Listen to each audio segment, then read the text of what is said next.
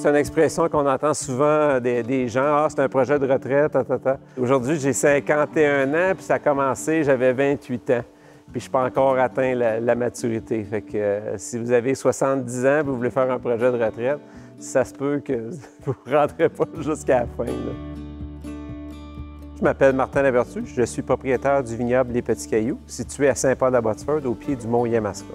Je suis propriétaire avec ma conjointe Françoise Goudreau. On a 4 enfants, on n'a jamais forcé les enfants à participer. On essaie de laisser ça naturellement, fait que même quand il était petit, il venait faire les vendanges et tout. Mon plus vieux, là, il commence à s'impliquer de plus en plus là, dans le vignoble. Présentement, le vignoble Le Petit Caillou, on a 2 hectares de vignes sur 8 cépages, 3 rouges, Maréchal Foch, Sainte-Croix, Frontenac, 2 blancs principaux, Prairie Star, Saint-Pépin. Et dans les dernières années, on y a ajouté Frontenac blanc, Vidal, puis un peu de Chardonnay. On est en développement pour environ 8 autres hectares de vignes.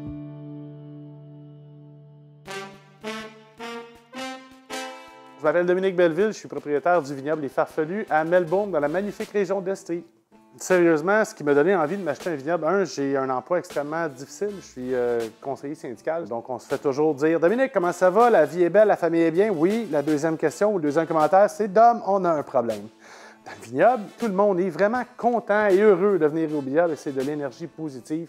Nous, quand on a acheté le vignoble, on l'a fait de manière familiale. Donc, j'ai ma femme qui est ma partner, qui est aussi propriétaire du vignoble. Par la suite, j'ai 2 enfants. La monnaie d'échange d'amener ma fille de Montréal à l'Estrie a été d'acheter un cochon domestique. C'est un peu la mascotte du vignoble parce qu'on l'a mis partout sur les réseaux sociaux. Moi, je suis un gars de public, je suis un gars de relations. Recevoir des clients, ça devient un party à chaque samedi et à chaque dimanche chez nous. On a du plaisir. Puis ça, c'est vraiment fun.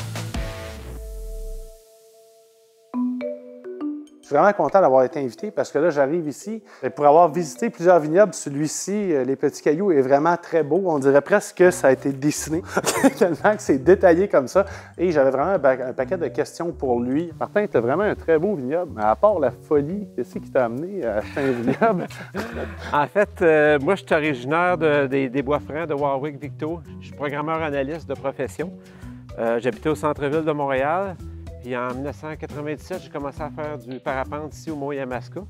Et on voulait chercher un coin à la campagne pour y vivre et y faire un projet. Puis on a trouvé ce terrain-là qui était à vendre, mais on ne savait pas quoi faire avec. C'est seulement suite à un voyage en Californie pour le travail. Je suis resté avec un de mes amis pour visiter quelques vignobles et le déclic s'est fait à ce moment-là. La question qui tue. Là, tu n'es pas mort en parapente, mais est-ce que tu passes au-dessus en parapente? Tout le temps. Tout le temps. Ça c'est écœurant. Évidemment, mon vignoble est un petit vignoble. On le démarre, on l'a acheté petit, on le savait. C'est pas un vignoble avec lequel je peux vivre des revenus. C'est plus un hobby en ce moment. Ça fait exactement 20 mois aujourd'hui qu'on l'a acheté. C'est tough les premières semaines. C'est ce que j'aurais à dire. Après, c'est plus facile. Mais les premières semaines, là, tu te questionnes vraiment que c'est combien de faire là. Alors, Dominique, je vais t'inviter dans ma cuverie. Alors, on a 2 sections. La première section, ici, on fait les fermentations en rouge. Puis, on utilise cette même pièce-là pour faire les passages à froid durant l'hiver. Est-ce que tu manques d'espace au-dessus de tes cuves? Il manque toujours d'espace. En fait, quand vous allez voir le problème, souvent, là, quand on fait une cuverie, c'est on oublie tout le temps l'espace de stockage.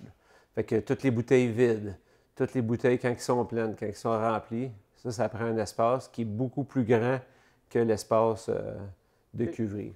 Et de l'autre côté, bien, on fait les fermentations en blanc, en rosé. On maintient la température entre 12 et 15 degrés Celsius.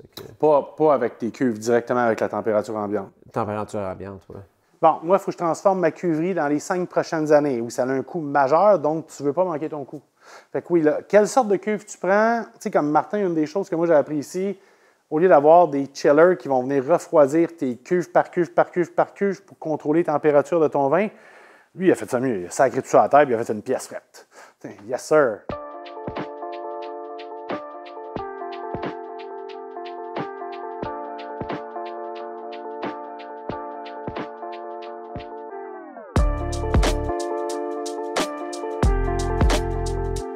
Du haut de mes 19 mois d'ancienneté comme vigneron, j'ai eu des conseils de beaucoup de monde, mais je n'ai pas eu de conseils d'un vigneron qui a d'expérience comme toi, qui a monté une business aussi magnifique que toi. Qu'est-ce que tu auras à me donner comme conseil? Le conseil, je te dirais, bien, des fois, on est poussé, on se fait bousculer, il faut faire ça, mais vraiment prendre le temps de faire chaque étape pour arriver à la fin, puis quand même que le vin va sortir 2 mois plus tard, il sortira 2 mois plus tard. Il faut prendre le temps.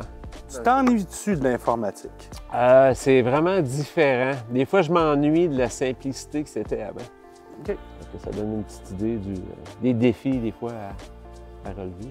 Ce qui me passionne le plus dans le métier de vigneron, c'est que c'est très, très, très diversifié. Il faut faire de l'agriculture, il faut faire de la mécanique, il faut travailler dans les champs. On arrive à la transformation du raisin en vin, fait qu'on devient vinificateur durant l'automne, durant la période hivernale. Mais quand tout ça c'est fait, alors il faut passer marketing, mise en marché, étiquette et tout. Puis ensuite, quand tout est fait, le vin est en bouteille, bien, il reste à vendre. Fait que c'est ce qui rend le travail difficile, mais en même temps rempli de défis. Hein. Le conseil que j'aurais à donner à quelqu'un qui voudrait partir un vignoble, 1, bien évaluer ce qu'il veut faire. 2, c'est un métier qui demande beaucoup d'énergie physique, psychologique et beaucoup d'engagement. Et la troisième chose, c'est vraiment d'aller chercher des spécialistes autour de lui pour l'aider, même si ces spécialistes-là vont coûter beaucoup plus cher au début, mais ils vont te permettre, toi, comme vigneron, d'apprendre les petits trucs du métier que tu dois absolument savoir. Au Québec, on a un conseil des vins qui nous donne un coup de main là-dedans. C'est là que j'ai connu Jérémy. Jérémy d'Hauteville est notre œnologue professionnel, ma ligue des pros, c'est comme ça que je l'appelle. On fait affaire, nous autres, pour nos services agronomiques avec le club agro de l'Estrie, qui est subventionné en partie. Mon docteur, je l'appelle mon docteur vigne. Là. Au début, il t'aide plus avec la restructuration des vignes. Dans la vie, comment ça avance, il va plus t'aider avec les maladies. Parce que nous, on est en bio, on n'est pas en traditionnel. En bio, il faut que tu préviennes tes bébites. Fait que lui, il est là pour trouver des bébites avant qu'ils arrivent. La chose que je suis le plus fier après 15 ans, bien, c'est le projet global. Que les enfants ils sont contents, sont heureux. C'est ça qui est le plus grand. Puis quand les gens arrivent ici, de voir leur étonnement ou de voir ça ici au Québec, bien, c'est déjà une grande satisfaction aussi. Ma plus grande satisfaction comme vigneron, c'est quand tu réussis à amener un vin à terme. Là, tu réussis, tu dis « Wow, on a réussi à aller chercher un goût très différent de ce que les autres font. » Et l'idée, les farfelus, c'était vraiment de créer quelque chose qui était complètement à part des autres. T'sais, on ne se cachera pas, le milieu du vin est un milieu assez conservateur. Les autres, c'est de faire de quoi qui était complètement éclaté. Et je pense que la satisfaction d'avoir réussi ce morceau de robot-là, oui, on est satisfait de ça. Bienvenue dans le monde des vignerons, Dominique. Merci, Martin.